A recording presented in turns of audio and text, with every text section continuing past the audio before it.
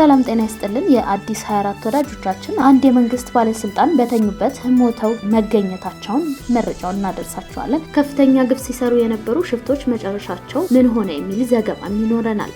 ታካሚውን ማደንዘዣ በመውጋት ወርቅ የዘረፈ ሐኪም መታሰሩንም እናያለን። አሜሪካ ከግሪንላንድና ከኢራን የገባቸው ጦርነት ተከትሎ ያሉ አዳዲስ መረጃዎችን ይዘን መጥተናል። የተከበራችሁ የቻናላችን ተከታዮች እስከ መጨረሻ ዜናችን አብራችሁን ከቆያችሁ እነዚህን በዝርዝር እንነግራችኋለን። ቻናላችንን ላይክ፣ ሼር እና ሰብስክራይብ አድርጉ።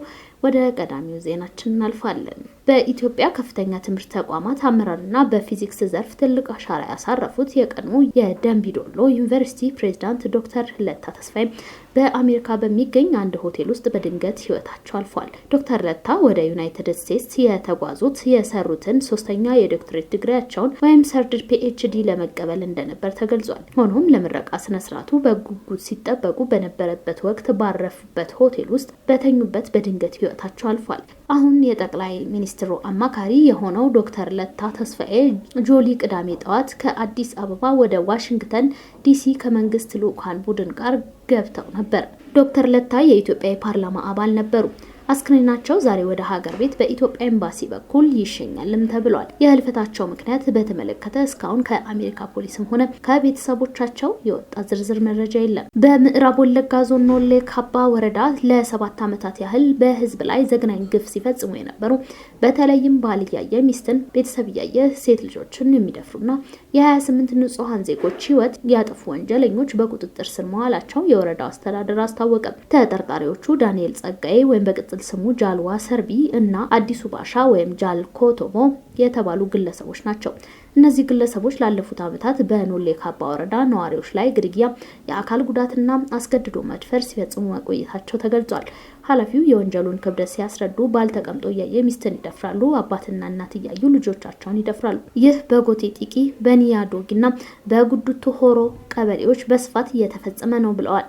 በተጨማሪም ሰዎች አግተው ወደ ጫካ በመውሰድ ከ400 ሺህ እስከ 500 ሺህ ብር የቤዛ ገንዘብ ይጠይቁ እንደነበርም ተጠቁሟል። ይሁን እንጂ ቀደም ሲል በእነሱ ጥቃት ተፈናቅለው በሸገር ከተማ ይኖሩ የነበሩ ነዋሪዎች ባደረሱት ጥቆማ በሸገር ከተማ ፍሪ ክፍለ ከተማ በቁጥጥር ስር ውለዋል። ተጠርጣሪዎቹ ወደ ወረዳው ተወስደው ምርመራ እየተደረገባቸው ነው። የኖሌ ካባ ነዋሪዎች በታላቅ ደስታ አቀባበል አድርገውላቸዋል። ህመሜን ያክመኛል ብዬ ብሄድ አደንዝዞ ወርቄን ዘረፈኝ። ፍቼ ላይ የተሰማው አስፈሪ የነርስ ስራ። ሆስፒታል የምንሄደው ለመዳን ነበር፣ አሁን ግን ለመዘረፍም ሆኗል የሚያስብል አስፈሪ ድርጊት በኦሮሚያ ክልል ሰሜን ሸዋ ዞን ፍቼ ከተማ ተፈጽሟል። ታሪኩ እንዲህ ነው። መስከረም 16 ቀን አንዲት እናት የደም ግፊት ህመም ስለተሰማቸው ፍቼ ቡርቃ ጎራ አካባቢ ወደሚገኝ አንድ የግል ክሊኒክ ያመራሉ።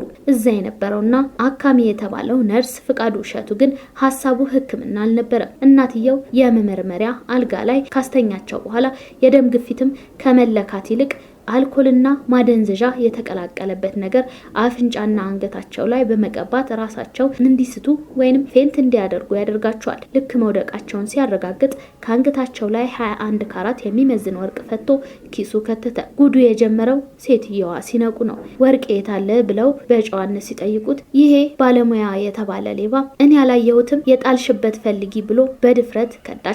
ነገር ግን ፖሊስ ገብቶ ሲያጣራና ሲጠይቀው መጨረሻ ላይ እውነቱን አውጥቶ የሰረቀውን ወርቅ በፌስታል ጠቅልሎ ከክሊኒኩ ጓሮ የቀበረበት ቦታ አሳይቶ ቆፍሮ አውጥቶታል። ፍርድ ቤቱም ይህንን ሙያ ለዘረፋ የተጠቀመ ነርስ 2 ዓመት ከ9 ወር እስራት የቀጣው ሲሆን የሙያ ፍቃዱም እንዲሰረዝ ወስኖበታል። አውሮፓ ህብረት አባል ሀገራት ወታደሮቻቸውን የአሜሪካው ፕሬዝዳንት ዶናልድ ትራምፕ ይገባኛል ወዳነሱበት ግሪንላንድ መላክ ጀመሩ።